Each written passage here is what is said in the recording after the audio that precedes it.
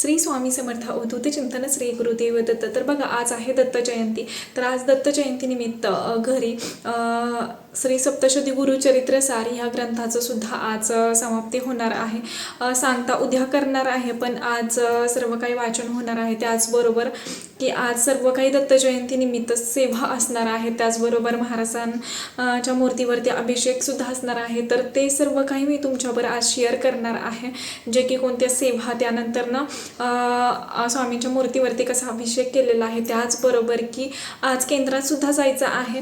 तर ते सर्व काही तुमच्यावर शेअर करणार आहे. तर नक्की कंटिन्यू करा. तर चला, आजची दिवसाची सुरुवात स्वामींच्या अभिषेकपासून करूयात. तर सर्व काही आवरून घेतल्यानंतर ना हे ते सकाळ सकाळी स्वामींच्या मूर्तीवरती अभिषेक करायला घेतला, जी की ह्याची पूजा होती आज गुरुवार, मार्गशीर्ष गुरुवार. तर ते सुद्धा पूजा मांडणी वगैरे करून घेतली. म्हटलं आधी ते सर्व काही करून ठेवावं आणि त्यानंतर ना मग म्हणजे मांडणी फक्त करून ठेवलेली होती, बाकी पूजा बाकी होती.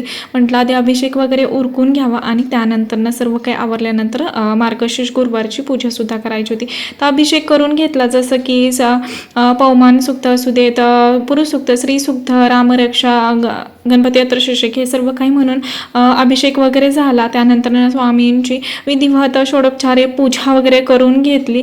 आणि बघा, आज सर्वांचाच उपवास असणार आहे, त्यामुळे अगदीच की नैवेद्याला ॲपलच ठेवलेले आहेत. सांगता उद्या असणार आहे. तर ते सर्व काही मी तुमच्यावर शेअर करेलच. तर इथं सर्व काही आवरल्यानंतर श्री सप्तशती गुरुचरित्र सार ह्या पोथीचं सुद्धा जे शेवटचे 7व्या दिवसाचे जे अध्याय होते, तर ते राहिले होते. तर ते सर्व काही वाचन करून घेतले.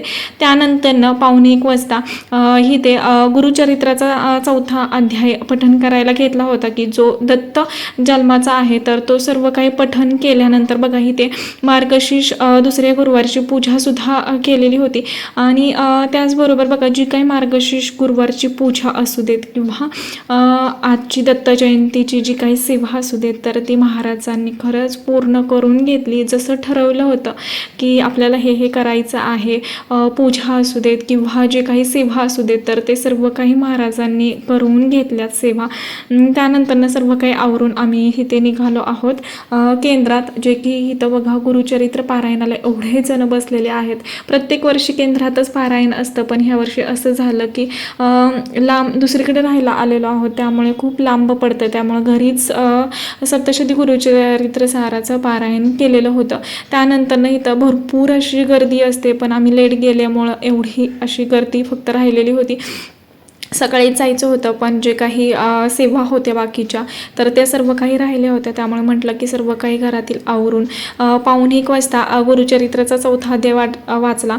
त्यानंतर आरती वगैरे केली आणि सर्व काही आवरून नंतर मग आम्ही इथं केंद्रात आलेलो होतो, जे की खूप जण सेवेला बसलेली होती. प्रहर सेवा चालू होती. आणि खरंच केंद्रात आल्यानंतर एक पहिलं दिवस आठवतात, जसं की प्रत्येक वर्षी दत्त जयंतीला म्हणा, स्वामी पुण्यतिथीला म्हणा, गुरुचरित्र पारायण प्रत्येक वर्षी बसत होते. तर तो सर्व काही ग्रंथ वगैरे बघितल्यानंतर तोच फील येत होता आणि खूप कसं तरी वाटत होतं, जे की आपण ह्या वर्षी पारायणाला बसलो नाही. त्यामुळे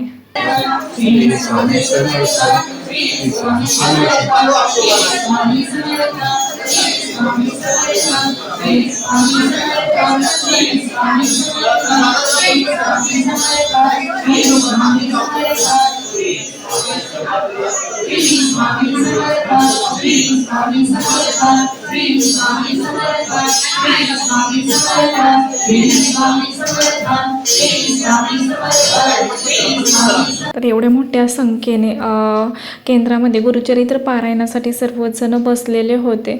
खूप छान वाटत होतं, जे की प्रत्येक वर्षी आपण बसतो आणि ह्या वर्षीच बसता नाही आलं. खरं तर ही स्वामींचीच काहीतरी इच्छा असावी.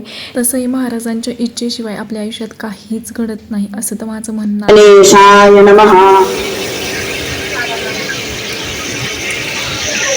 श्री गणेशाय नमः. श्री सरस्वते नमः. श्री गुरुभ्यो नमः. श्री कुलदेवताये नमः. श्री अक्कलकोट निवासे पूर्ण दत्त अवतार दिगंबर यतिवर्य स्वामी राजाय नमः. ब्रह्मानन्दं परमसुखदं केवलं ज्ञानमूर्तिं द्वन्द्वातीतं गगनसदृशं तत्त्वमस्यादिलक्ष्यम् एकं नित्यं विमलमचलं सर्वधी साक्षिभूतं भावातीतं त्रिगुणरहितं सद्गुणं करुणमामि ॐ रक्ताङ्गरक्तवर्णा कर्मणेतर शास्त्रवदं कन्हारूपी क्षमाला दण्डकमण्डलधर कटयायकलभक्षक त्रैगुण्यरहित त्रैलोक्यपालक विश्वनायक भक्तवत्सल कलियुगे श्री स्वामी समर्थ अवतार भारत हनुमान